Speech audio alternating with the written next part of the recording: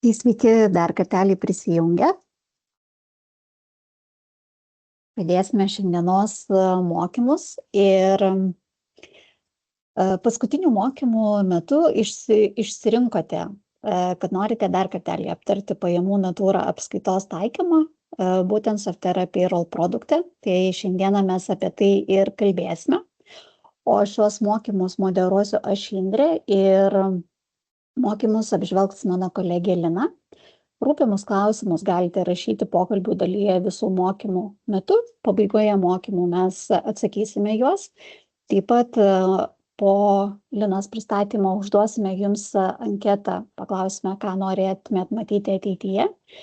Ir šiandienos planas būtų tiek. Mokymai yra įrašomi ir mokymų video mes pasidalinsime. Tai žodį perduodu Linai.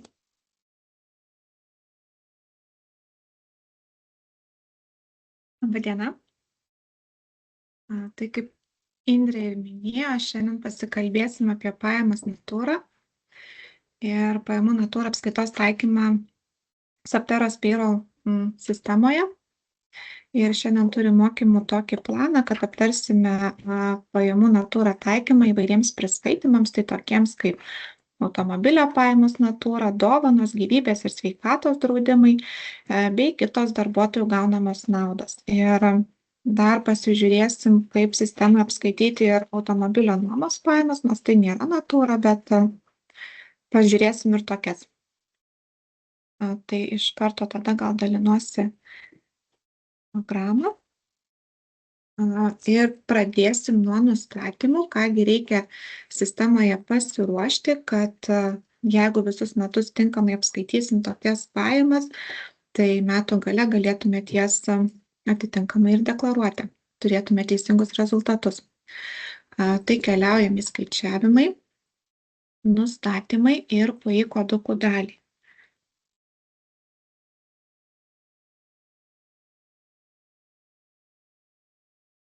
Pradėsim nuo natūros kodukų, tai aš jums parodysiu visus, kaip jie atrodo, į ką atkreipti dėmesį, kaip jie turėtų atrodyti, kad galėtume tinkamai apskaityti tokias sumas sistemoje. Ir jeigu matysit, kad kažkokių kodukų neturit, tai ką šiandien aptarsim, galima juos tada naujus tiesiog susikurti, tai per mygtuką naują susikurti savo tinkamą koduką. Kitas dalykas, jeigu matysit, kad turit kažkokius kitus nustatymus, negu kad aptarėm, tai irgi galėsit pagal pavyzdį juos pasikoreguoti. Tai pirmieji kodukai būtų skirti automobilių pajamoms natūra apskaityti. Tai sistemoje turim du, priklausomai pagal tai, kas moka mokesčius. Tai pirmas kodukas yra automobilių pajamos natūra, kai mokesčius mokasi pats darbuotojas. Ir kodukas atrodo taip. Tai ką atkreipti dėmesį, tai kad koduko PAI tipas yra pajamos natūra. Tai reiškia, kad sistemoje jas ir apskaitysim ir tokia suma nebus mokama. Tai atitinkamai nereikės jokių kitokių registravimų daryti, kaip pavyzdys užskaitimai. Užtenka tiesiog tokiu koduku užregistruoti sumas. Mažinsim gal kortelę. Ir kitas svarbus dalykas, dešinėje pusėje reikia parinkti tinkamą pajamų rūšies koduką. Tai čia yra parinktas pajamų rūšies kodukas A01/MAD, kas reiškia, kad tai yra natūra, automobilis, darbuotojo mokesčiai. Jeigu parinksim tinkamus kodukus, tai vėlgi metų gale, kada bandysim rinkti metinę deklaraciją, sistema pagal tai galės atitinkamai surinkti visas sumas, įskaitant ir GPM, ir galėsit atitinkamai deklaruoti. Apačioje mes apsirašom mokesčių nustatymus, jeigu tokie yra taikomi ir kokie turi būti taikomi. Tai pagal šitą derinį, ką matom, GPM ir sodrai, reikėtų suprasti, kad mokesčiai bus skaičiuojami darbuotojai. Tai kaip tą pamatyti, tai iš tikrųjų galite atsidaryti ir, tarkim, dažnai naudojame koduką tokį kaip darbas dieną ir pasižiūrėti, kaip jisai atrodo. Tai tiesiog pagal tai remiantis, jeigu mums darbą dieną gerai skaičiuoja ir mokesčius taip pat tinkamai paskaičiuoja, tai pagal tokį pavyzdį galima suprasti, kad ir šitam kodukui bus irgi skaičiuojami atitinkamai mokesčiai. Dešinėje pusėje paminėsiu, tik tai šiandien daug nekalbėsiu, kad visada, kada kuriat naujus kodukus, vertėtų atkreipti dėmesį į registravimo grupę. Ir aišku, priskirti tinkamą, nes pagal registravimo grupę suma keliaus arba nekeliaus į didžiąją knygą tolimesniam registravimui. Tai didžioji dalis natūros kodukų turi nustatymą natūrą. Kas būtų? To parodysiu, kaip atrodo įregistravimo nustatymai.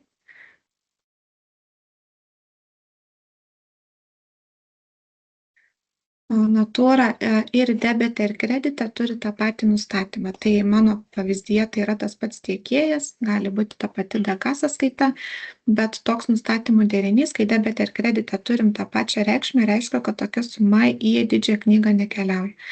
Tai mokesčiai, kurie bus paskaičiuoti nuo natūros į didžiąją knygą keliaus ir atitinkamai sudėliotus registravimo nustatymus, o pati natūros suma nekeliaus. Vėlesnių mokymų metu bus galima apie registravimo nustatymus pakalbėti ir daugiau. Dabar tiesiog užsiminsiu, nes jeigu kursit naują koduką, tai registravimo grupė bus privaloma. Kitas kodukas būtų automobilių pajamos natūra, kuomet mokesčius moka įmonė. Tai vėlgi parodysiu, kaip jisai turėtų atrodyti, kad galėtume tinkamai apskaityti sumas.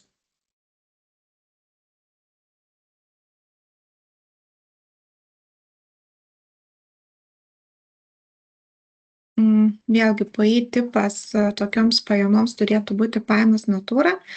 Tai vėl reiškia, kad tokią sumą galėsime apskaityti, tačiau jį darbuotojui nebus mokama.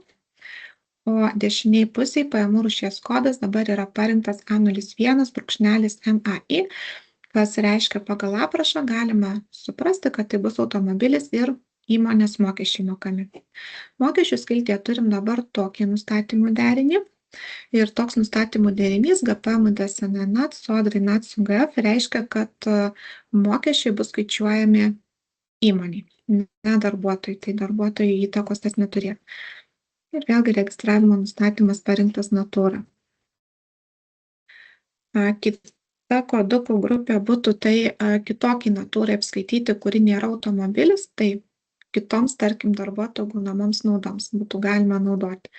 Vėlgi turim du kodukus, tai pirmasis yra natūra. Atidarysiu, parodysiu, kaip jisai atrodo.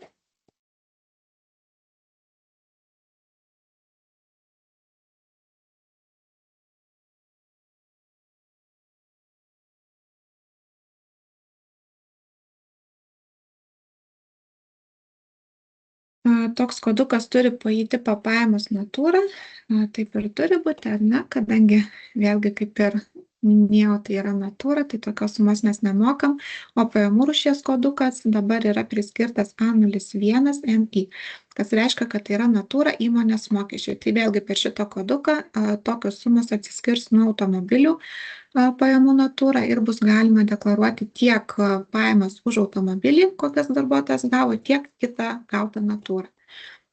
Pagal mokesčių derinį dabar yra sudėlioti tokie nustatymai, kas reiškia toks nustatymų derinys, kad mokesčiai bus priskaitomi įmonei, ne darbuotojai. Ir dar yra vienas kodukas, kuris yra skirtas natūrai, tai vėlgi tai būtų kita natūra, ne automobilis, tačiau su juo registruota suma, tai pagal šitą koduką mokesčiai būtų išskaitomi iš darbuotojų. Reiškia, darbuotojai būtų mažesnė mokama suma. Tai vėlgi, PAI tipas yra pajamos natūra, tai yra gerai, o pajamų rūšies kodukas yra A01MD. Tai irgi pagal aprašą galime matyti, kad tai bus natūra ir darbuotojo mokesčiai. Pagal nustatymo derinį, tai jis yra panašus į mano pirmą rodytą koduką, tai reiškia, kad mokesčiai bus apskaitomi darbuotojai. Kita kodukų grupė, ką norėsiu parodyti, tai bus dovanos. Apie dovanas kalbėsim, tai neapmokestinamas dovanas. Parodysiu, kaip turėtų atrodyti neapmokestinamų dovanų kodukas. Tai galėtų būti kaip pavyzdys kažkoks kuponas, ką jūs darbuotojui nuperkat ir dovanojat. Tai vėlgi pačią sąskaitą susivestumėt per finansų dalį, o prie payrolio modulio galima apskaityti pajamas natūra darbuotojo gautas ir atitinkamai tokią dovaną paskui bus galima deklaruoti metiniai deklaracijai. Ir kaip turėtų atrodyti dovanos kodukas, tai PAI tipas, kadangi tai bus kuponas, tai irgi bus pajamos natūra, ne pinigai. Ir pajamų rūšies kodas šį kartą bus A07, kuris yra skirtas dovanoms.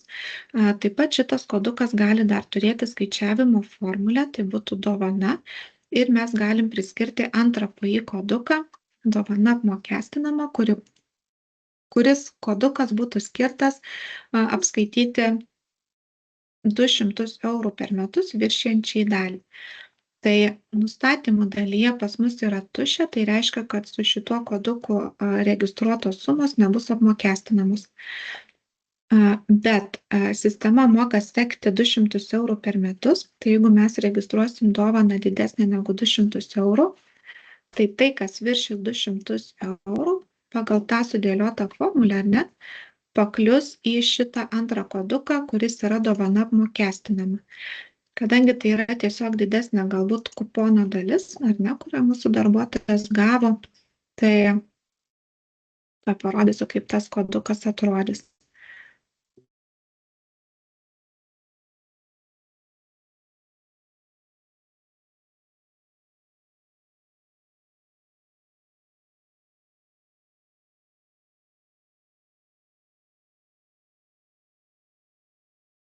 Šiek tiek reikia palaukti, kol išsikrauna.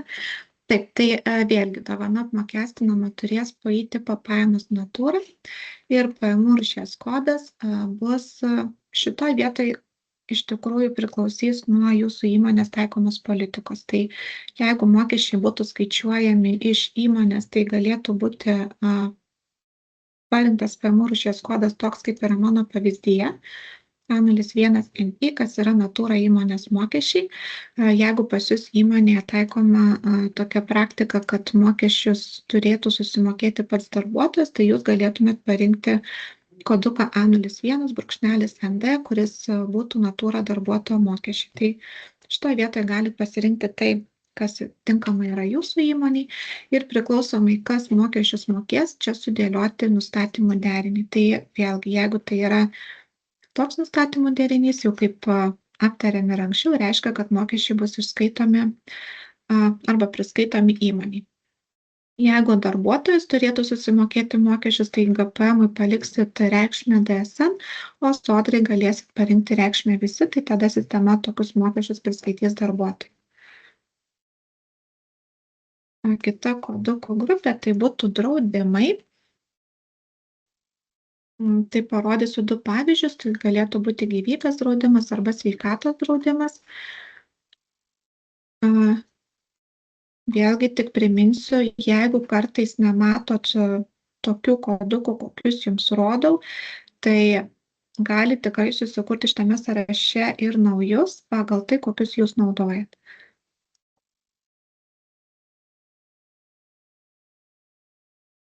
Gyvybės ir sveikatos draudimo kodukai bus panašus, juose skirsis pajamų rūšies kodas.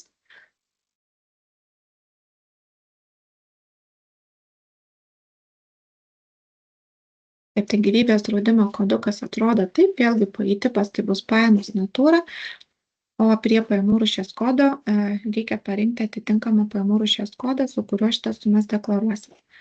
Ir prie nustatymų yra palikta tuščia, tai reiškia, kad mokesčių šitam kodukui mes neskaičiuosim jokių. Kuo skirsis sveikatos draudimo kodukas, tai kad jisai turi pajamų rūšies kodą A73. Vėlgi pačias pirminės sumas, kurias gaunat pagal sąskaitas, tai jūs susivedat per finansų dalį, o pas mus gali tas sumas apskaityti iš darbuotojų pusės, kiekvienam darbuotojui su tikslu, kad paskui galėtumėt sudeklaruoti tas sumas ir metiniai deklaracijai. Taip, tai kaip ir sakiau, sveikatos draudimo kodukas panašus, PAI tipas yra pajamos natūra, pajamų rūšies kodukas yra priskirtas A73 ir nustatymų skiltyje yra tuščia, kas reiškia, kad nebus skaičiuojami jokie mokesčiai šitam kodukui. Naujus kodukus galima kurti per mygtuką naujas PAI kodų sąraše arba galima pasirinkti esantį koduką, kurį randat sąraše ir jeigu jisai bus panašus į tai, kokio naujo koduko jums reikia, tai galit panaudoti mygtuką naujas pagal einamą. Ir tada sistema jums pakopijuotų esantį koduką. Ir paskutinis, ką noriu parodyti, kaip ir sakiau, tai kaip ir ne visai natūra, ar ne, nes tai tie pinigai yra mokami darbuotojai, tai tada tiesiog pasižiūrėsim papildomai, kaip reikėtų apskaityti automobilio nuomos pajamas, jeigu jas apskaito per atlyginimų modulį. Tai irgi tam galit naudoti PAI koduką nuoma auto yra sukurtas. Pasižiūrėsim, kaip jisai atrodo, kadangi tai nebus natūra, tai šiek tiek skirsis nuo to, ką aptarėm.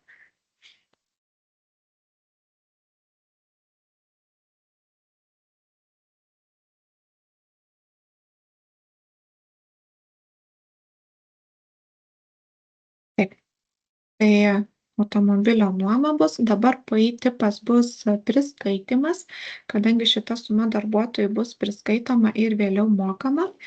Pajamų rūšies kodas yra A24, tai vėlgi parinktas tas kodukas, su kuriuo sumas galėsim deklaruoti metinį deklaraciją.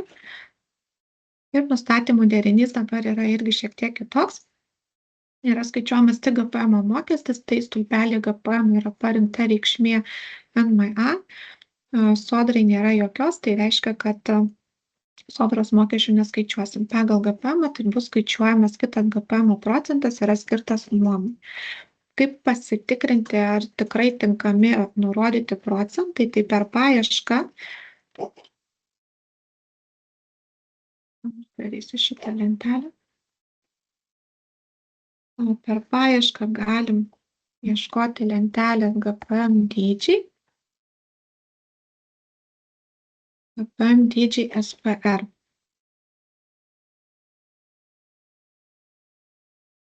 Ir šitoje lentelėje yra atitinkamas stulpelis skirtas nurodyti procentą, kuris yra taikomas nuomai skaičiuoti. Tai jeigu bandot suvesti nuomos koduką ir matot, kad kažkaip netaip skaičiuoja, kaip jums reikia, tai pasitikrinkit, koks yra nustatymas čia nurodytas. Ir ar iš viso čia yra nurodytas tinkamas dydis, pagal kurį būtų apskaičiuojami mokesčiai. Tai iš nustatymų dalies būtų tiek. Toliau pasižiūrėsim, kaip sistemoje galima tokias pajamas apskaityti, ar ne? Tai pirmas variantas, galim keliauti į skaičiavimą ilgalaikiai PAI ir ilgalaikiai priskaitimai. Tai vėlgi, jeigu tai yra fiksuotos pajamos, kurios kartojasi kiekvieną mėnesį, tai kaip pavyzdys galėtų būti automobilio pajamos natūra, tai mums yra verta tiesiog susikurti ilgalaikio priskaitimo kortelę. Ta padarom dažniausiai vieną kartą, ar ne? Ir jie galioja tol, kol ją uždarom ir sukuriam naują. Tai parodysiu irgi kelis variantus, kaip tos kortelės galėtų atrodyti. Ir tokiu būdu mums nereikės kiekvieną mėnesį šitų sumų įvedinėti. Tai susikuriam kortelę, aprašuose ir komentaruose galim pasirašyti, kokia tai suma bus skaičiuojama. Pasirenkam atitinkamą darbuotojo numerį, pasirenkam skaičiavimo formulę, kad tai bus suma skaičiuojama. Taip pat, jeigu šitos sumos nereikia mažinti arba koreguoti atitinkamai pagal dirbtą laiką, tai ties proporcingai darbo laikui pasirenkam reikšmę ne. Nusirodom pradžios datą, nuo kada šitą sumą norėsim skaičiuoti. Kada suma keistusi, tai mes šitą kortelę galėtume uždaryti su pabaigos data ir tada jūs kurtumėt naują kortelę su nauja pradžios data ir nauja suma, nuo kada jau taikytumėt ir skaičiuotumėt atitinkamai pasikeitusią sumą. Ir kas dar yra svarbu, skaičiavimo skiltyje mes pasirenkam reikiamą PAI koduką, su kuriuo apskaitysim tas sumas. Tai kadangi čia yra pas mane automobilio pajamos natūra, kai mokesčius moka įmonė, tai pagal šitą poreikį aš ir pasirinkau tinkamą PAI koduką, kad tai būtų automobilių pajamos natūra ir įmonės mokesčiai. Ir dešinėje pusėje įrašiau, kokią sumą norėsiu skaičiuoti. Kitas pavyzdys būtų automobilių pajamos natūra ir kai mokesčiai yra išskaitomi iš darbuotojų. Tai kodukas yra labai panašus ir nustatymai yra prašyti ilgalaikiai irgi labai panašus tai, ką sakiau ir prieš tai. Kuo skiriasi, tai kad yra parinktas kitas PI kodukas. Tai jeigu prieš tai buvo šitas parinktas su I raidelė, tai dabar yra NAT Auto D, kas reiškia, kad automobilių pajamos natūra bus apskaitomos tokios, kad mokesčius mokės darbuotojas. Ir kitas variantas dar pas mane yra sukurtas kitokioms pajamoms natūra, kai mokesčius moka įmonė. Gali tai būti ir fiksuota suma, gali tai būti ir kintama suma. Tai kaip kintamą sumą susivesti, parodysiu truputį vėliau. Sakykime, kad pas mane natūra yra taip pat fiksuota ir tuo tikslu aš susikūriau irgi ilgalaikio priskaitimo kortelę, kad kiekvieną mėnesį apskaitau 25 eurus, nuo ko yra išskaičiuojami mokesčiai. Ir pagal šitą nustatymų derinį, vėlgi, kai žiūrėjom prieš tai, kaip atrodo mūsų kodukai, pasirinkau tokį koduką, kad tai būtų natūra ir kad mokesčiai būtų apskaitomi įmoniai. Tai čia, kai sumos nekinta, ar ne, mums verta susikurti ilgalaikių priskaitimų korteles. Jeigu sumos kinta, tai keliaujam į skaičiavimą į žurnalą ir sumas susivedam sumų žurnale. Irgi parodysiu keletą pavyzdžių, tai ta pati natūra gali būti taip pat vedama per sumų žurnalą, jeigu tai būtų nefiksuota suma. Ir čia suvedžiau keletą eilučių. Tai trečiam darbuotojui įvedžiau natūra 1, kas prieš tai koduką, kada žiūrėjom, reiškia, kad tai bus apskaitomos pajamos natūra, kai mokesčius išskaitysim iš darbuotojo. Nurodžiau, už kurį mėnesį darysiu tokią apskaitą arba kada skaičiuosiu šitas sumas. Sumos tipo natūrai nereikia nurodyti jokio, paliekam tuščią, tai yra gerai. Ir įsirašau sumą, kokią norėsiu skaičiuoti. Ketvirtam darbuotojui įvedžiau PI kodą neapmokestinamos dovanos ir įvedžiau, kad žmogus gavo, sakykime, 250 eurų vertės dovanų kuponą, kurį norėsiu paskaičiuoti. 6. ir 9. darbuotojai gavo gyvybės ir sveikatos draudimus. Vėlgi įvedžiau atitinkamas sumas, kokias norėsiu šitiem darbuotojams registruoti. Ir 10. darbuotojui įvedžiau automobilio nuomos sumą, kurią norėsiu irgi darbuotojui priskaityti. Kadangi šita suma nėra natūra, o tai yra priskaitoma ar bus mokama, tai sumos tipą čia jau reikia nurodyti, tai pasirinkau priskaitomą ir įsivedžiau sumą, kad bus 100 eurų priskaitoma suma.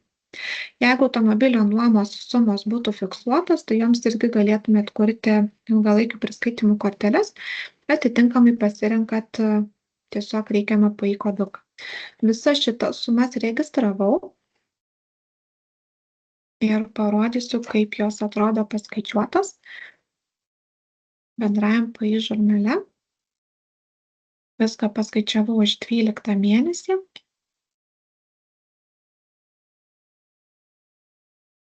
Parodysiu per ataskaitą darbo užmokesčio žiniaraštį, kaip tos sumos atrodo ir kur jų ieškoti, kaip jas pasitikrinti.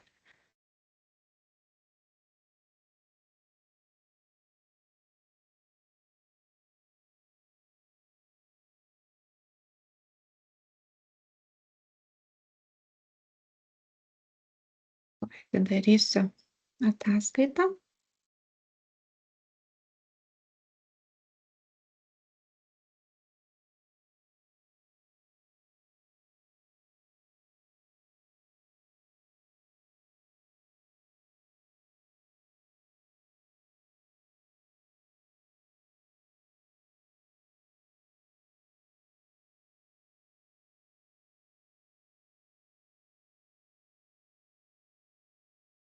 Taip.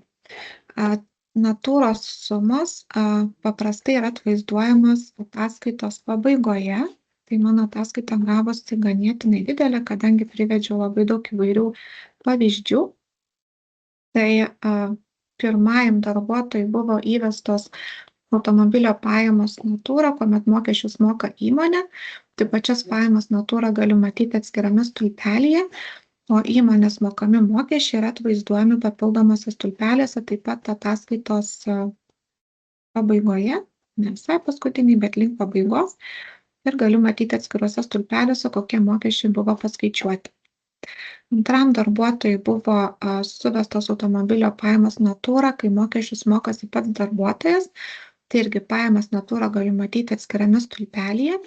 Tačiau mokesčiai, kadangi yra išskaitomi iš darbuotojo, yra įskaityti į bendras darbuotojo sumas ir tiesiog didesni paskaičiuoti šitoje vietoje, įvertinus priskaičiuotas pajamas natūra. Trečiam darbuotojui buvo irgi apskaityta natūra, kuomet mokesčius mokasi jis pats. Tai atskirame stulpelyje galiu matyti apskaitytą natūros sumą, o mokesčiai taip pat yra įtraukti į darbuotojų mokesčius apskaičiuotus. Toliau ketvirtam darbuotojui skaičiavau dovaną.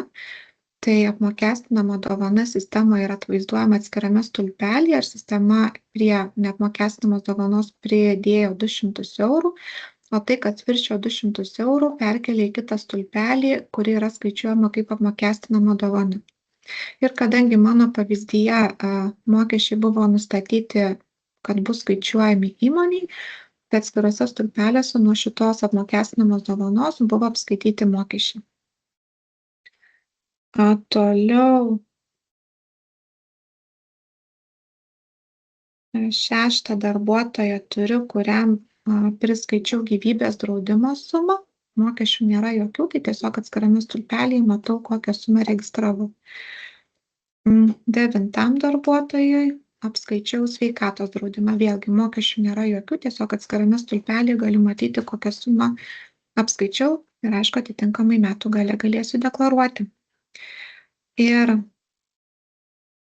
čia aštuntam darbuotojui irgi apskaičiau natūrą, nuo kurios mokesčius moka įmonė. Tai atskirame stulpelyje galiu matyti šitą sumą, o mokesčiai yra atvaizduoti vėlgi atitinkamuose stulpeliuose, kur mokesčiai yra priskaičiuoti įmonė. Ir šiek tiek kitaip yra su 10 darbuotoju, kuris pas mus gavo automobilio nuomos pajamas, tai kadangi tai yra mokama suma, tai jie atvaizduojami šitoje vietoje irgi atskirame stulpelyje, kur galiu matyti automobilio nuomos pajamas. Ir GPM yra išskaitytas taip pat atskirame stulpelyje, kur yra gyventojų pajamų mokestis nuo nuomos atvaizduojamas. Irgi atskirame stulpelyje, tai yra patogu pasitikrinti. Ir šiai dienai būtų tiek.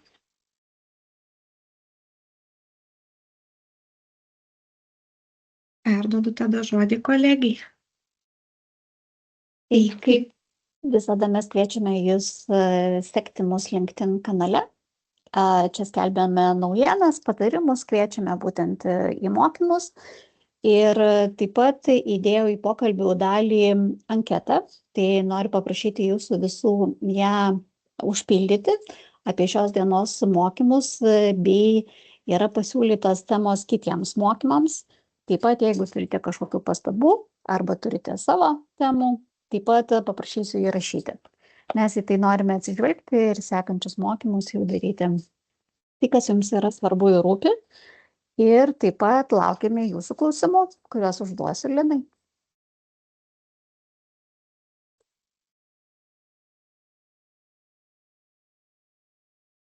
Gal Lina tada pradėsiu klausimą. Vilma čia mūsų klausia. Labą dieną, nuo dovanos 50 eurų, kodėl GPM 15 eurų? 50 kart 20 padalinus iš 100 lygu 10 eurų. Čia gal pagal pavyzdį.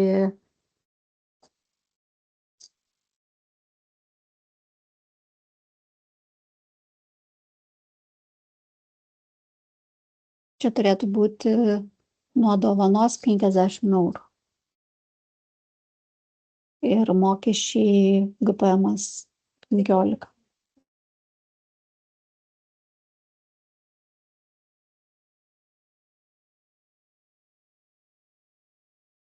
Sistema yra skaičiuojama taip. Sistema yra skaičiuojama taip, kad bendra bazė NPD yra apskaičiuojama įtraukus ir natūrą ir kadangi mokesčius moka įmonė, tai NPD sumažėjimas darbuotojui yra apskaitomas per šitos mokesčius, kurie yra priskaitomi įmonė. Tai dėl to suma gali būti ne tiesiog 15%, bet reikia ir NPD pasižiūrėti. Ačiū, Lina. Dar daugiau klausimų?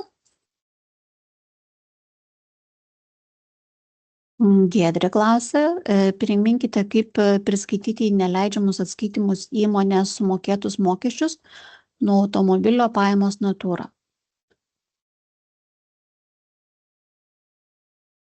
Įmonės sumokėtus mokesčius nuo automobilio pajamų natūra.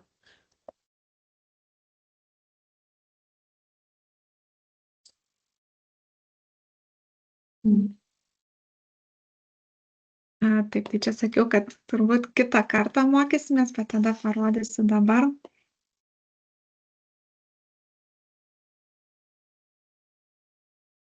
Grįšim atgal tada prie PAI kodukų, kur buvom, ir pradėsim truputį nuo pradžios, nuo nustatymo, ar ne?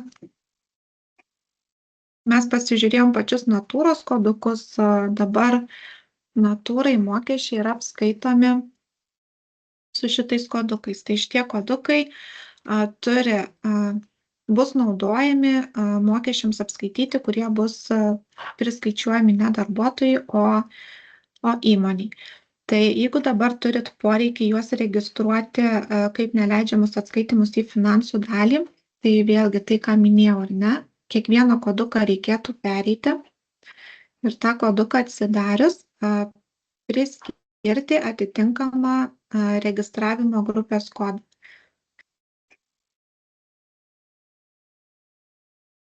Aiškraus galėsiu parodyti.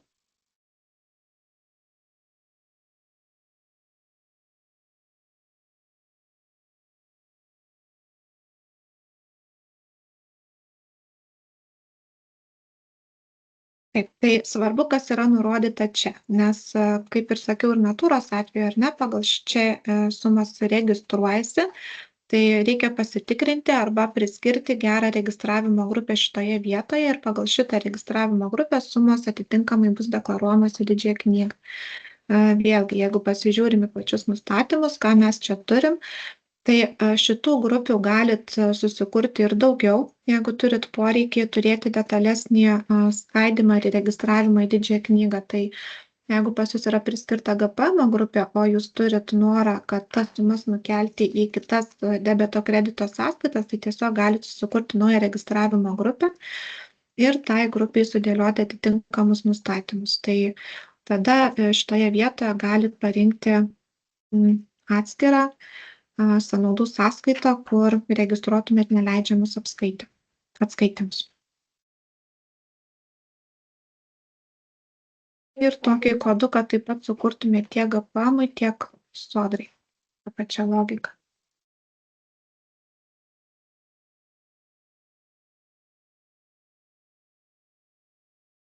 Ačiū, Lina. Dar vieną turime klausimą. PVM privatiems poreikiams priskaitimas, gal galėtumėt parodyti? Per finansų dalį. PVM privatiems poreikiams priskaitimas. O kas tai yra šios sumas? Lina, dar truputėlį patikslinkite tada klausimą, nes jeigu tai yra kažkokios kitos pajamos, nesusijęs su GPM, sodra, galite vesti per finansinę dalį, per bendrąjį žurnalą ir tada tiesiog tenai nurodote pajamų rūšies kodą, pagal ką pritrauktų į GPM deklaraciją, jeigu apie tai klausimas. Tada Ingridos klausimas, ar reikia automobilių pajamas natūrą atskirti nuo kitų pajamų natūrą?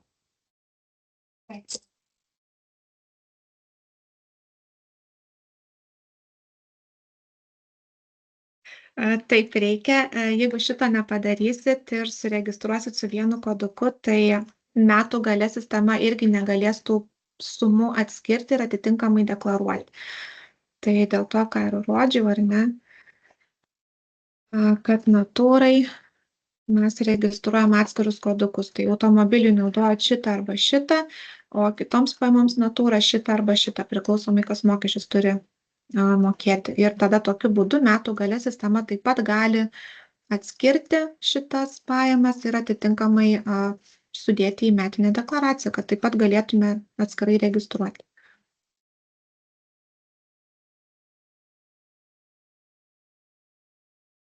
Dar vieną klausimą.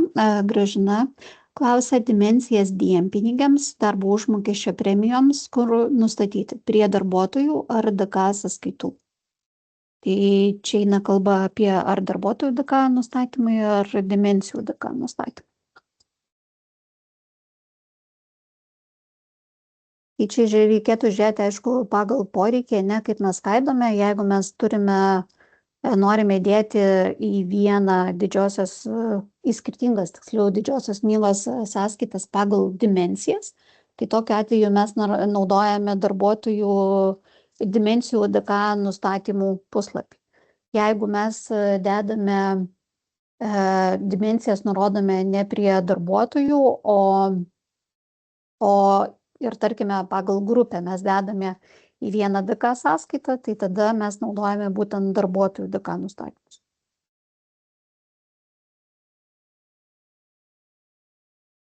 Atsakiau. Jeigu dar neaišku, tai tada dar paklauskit. Ir Alina dar patikslino, tai nuo kuro PVM privatiems poreikiams.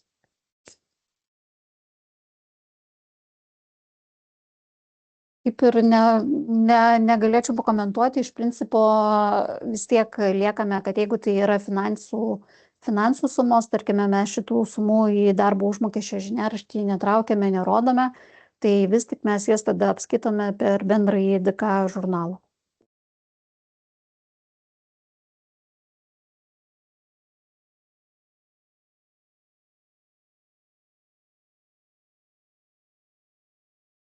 Ačiū. Kaip ir daugiau klausimų neturite.